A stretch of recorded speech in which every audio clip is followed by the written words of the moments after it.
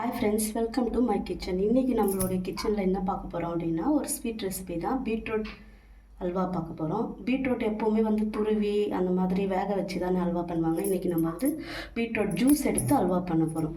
இது இந்த கப்பில் ஒரு 2.5 கப்பு ஜூஸ் நம்ம எடுத்து வச்சுருக்கோம். அதிலே ஒரு 2.5 ஸ்பூன் கார்ன் பவுடர் போட்டு நல்லா மிக்ஸ் பண்ணி பீட் பண்ணி வச்சுருக்கோம்.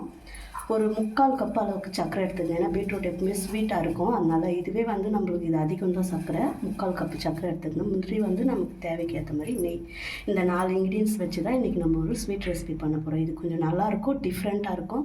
ஏன்னா இந்த ஜூஸ் எடுத்து பண்ணும்போது உங்களுக்கு அல்வா அப்படியே டேஸ்ட்டு சூப்பராக இருக்கும். வாங்க எப்படி பண்ணுறதுன்னு பார்க்கலாம். அடுப்பில் ஒரு பாத்திரம் வச்சுருக்கோம். இதில் இப்போது நம்ம ஒரு 2 ஸ்பூன் போல் நெய் விட்டுக்கலாம். நெய் காஞ்சிடுச்சு. இதிலே நம்ம இந்த முந்திரி மட்டும் போட்டு ஃப்ரை பண்ணி எடுத்துப்போம். இந்த அளவுக்கு நம்ம ஃப்ரை ஆகிடுச்சு. போதும் இந்த அளவுக்கு.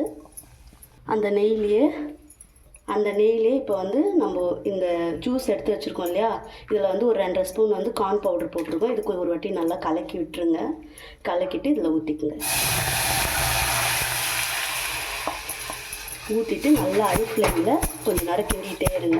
இது கொஞ்சம் திக்னஸ் ஆகும். ஓகேங்க, பாருங்கள் இந்த அளவுக்கு நமக்கு கொஞ்சம் திக் ஆகிட்டு இப்போ நம்ம மீடியம் ஃப்ளேமில் வச்சுக்கலாம். மீடியம் ஃப்ளேமில் வச்சு கைவிடாமல் கிண்டிகிட்டு இருங்க. இந்த டைமில் நம்ம கொஞ்சம் போல் நெய் விட்டுக்கலாம். இது நம்ம கார்ன் பவுடர் போடுறதுனால சீக்கிரமாக திக்னஸ் ஆகிடும். இல்லைன்னா நமக்கு ஜூஸ் திக்காகிறதுக்கு லேட் ஆகும் இல்லைங்களா. இங்கே பாருங்கள் ஃப்ரெண்ட்ஸ், இது இந்த அளவுக்கு கொஞ்சம் திக்கான பிறகு இப்போ நம்ம சர்க்கரை போட்டுக்கலாம். நான் ஃபுல்லாக போடல, ஏன்னா இது ஸ்வீட் ஜாஸ்தி ஆகிடும். அதனால் கொஞ்சம் நிறுத்திட்டேன். உங்களுக்கு எப்படி நீங்கள் ஸ்வீட் சாப்பிடுவீங்களோ அதுக்கேற்ற மாதிரி நீங்கள் யூஸ் பண்ணிக்கலாம். இது கொஞ்சம் அப்படியே ஹை ஃப்ளேம்லேயே வச்சு கொஞ்சம் கலரி விடுங்க. ஏன்னா இப்போ நம்ம சர்க்கரை போட்டதுனால மறுபடியும் இலகமாகும். அதனால தான்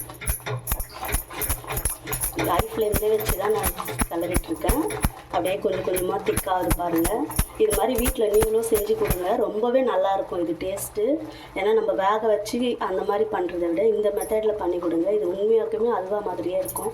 பசங்களும் விரும்பி சாப்பிடுவாங்க.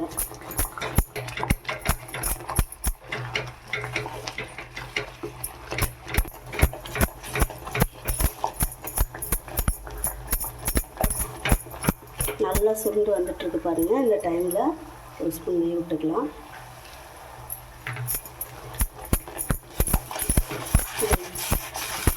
நல்லா இது நீங்கள் எப்படி கிண்டு இது டேஸ்ட்டு நல்லாயிருக்கும்.